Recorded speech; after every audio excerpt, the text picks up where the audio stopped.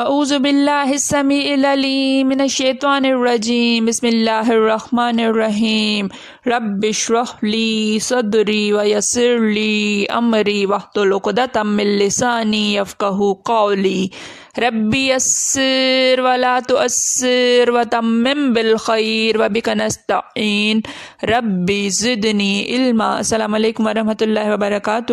الحمدللہ ہم سورہ انعام کا ترجمہ و تفسیر کر رہے ہیں۔ 117 آیات کا ترجمہ و تفسیر الحمدللہ ہم کر چکے ہیں۔ آج کا سبق آیت نمبر 118 سے دیکھیے۔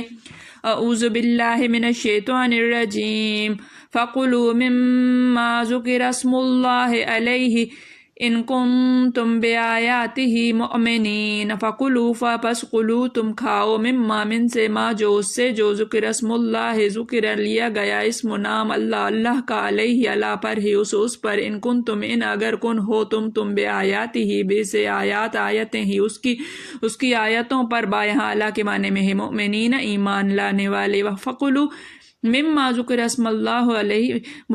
علیہ سو تم کھاؤ اس سے جس پر اللہ کا نام لیا گیا ہو ان کنتم بآیاتی مومنین اگر تم اللہ اس کی آیتوں پر ایمان لانے والے ہو۔ تو جس چیز پر ذبح کے وقت اللہ کا نام لیا جائے اگر تم اس کی آیتوں پر ایمان رکھتے ہو تو اسے کھا لیا کرو۔ وما لکم اللہ تعقلوا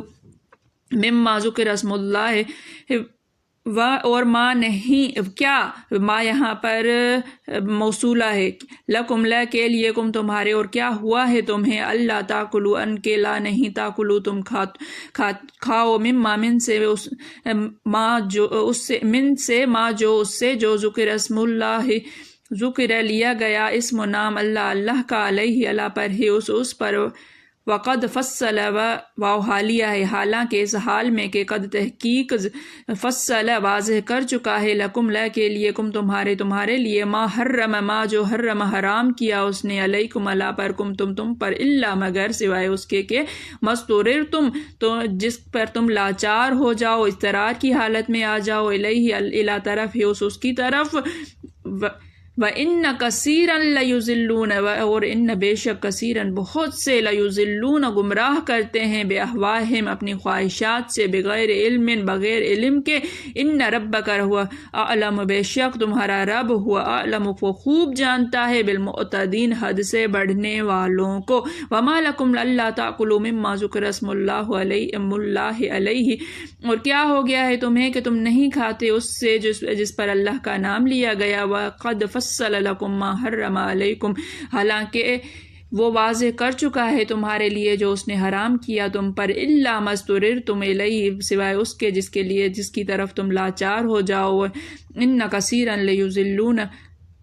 بأہوائہم اور بے شک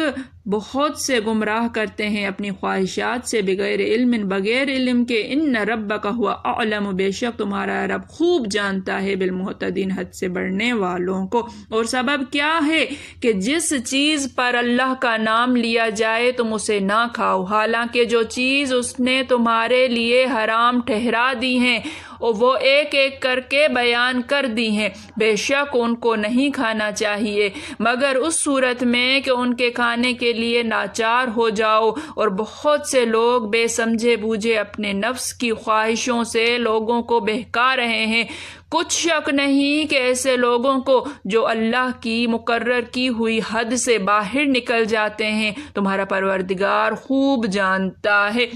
صرف اللہ تعالیٰ کے نام کا ذبیحہ حلال ہے باقی سب حرام کا حکم بیان ہو رہا ہے اس آیت میں کہ جس جانور کو اللہ کا نام لے کر ذبح کیا جائے اسے کھا لیا کرو۔ اس سے معلوم ہوتا ہے کہ جس جانور کے ذبح کے وقت اللہ کا نام نہ لیا گیا ہو اس کا کھانا مباح نہیں ہے، جیسے مشرکین از خود مر گیا ہو اور مردار جانور بتوں اور تھالوں پر ذبح کیا ہوا جانور کھا لیا کرتے تھے۔ کوئی وجہ نہیں کہ جن حلال جانوروں کو شریعت کے حکم کے مطابق ذبح کیا جائے اس کے کھانے میں حرج سمجھا جائے، بالخصوص اس وقت کہ ہر حرام جانور کا بیان کھول کر بیان کر دیا گیا ہو۔ فصل کی دوسری قرات جو ہے وہ فصل بھی ہے، وہ ہر اس جانور کے کھانے کو ممنوع ہے سوائے مجبوری، اور ہر حرام جانور کو کھانا ممنوع ہے سوائے مجبوری اور سخت بے بسی کے۔ اس وقت جو مل جائے اس کے کھا لینے کی اجازت ہے۔ پھر کافروں کی زیادتی بیان ہو رہی ہے اگلی آیت میں کہ وہ مردار جانوروں کو اور ان جانوروں کو جن پر اللہ کے سوا دوسروں کے نام لیے گئے ہوں حلال جانتے ہیں۔ یہ لوگ بلا علم صرف خواہش پرستی کر کے دوسروں کو بھی راہ حق سے ہٹا رہے ہیں۔ ایسوں کی افترا پردازی، دروغ بافی اور زیادتی کو اللہ بخوبی جانتا ہے۔ اللہ تعالیٰ سمجھنے کی توفیق عطا فرمائے، اللہ تعالیٰ عمل کرنے کی توفیق عطا فرمائے۔ میرے پڑھانے میں، آپ کے پڑھنے میں، میرے سمجھانے میں، آپ کے سمجھنے میں کوئی غلطی، خطا، بھول چوک ہو گئی ہو تو میں اللہ کے حضور میں توبہ کرتی ہوں اور معافی کی خواستگار ہوں۔ ربنا تقبل منا انک انت السمیع العلیم۔ السلام علیکم ورحمۃ اللہ وبرکاتہ۔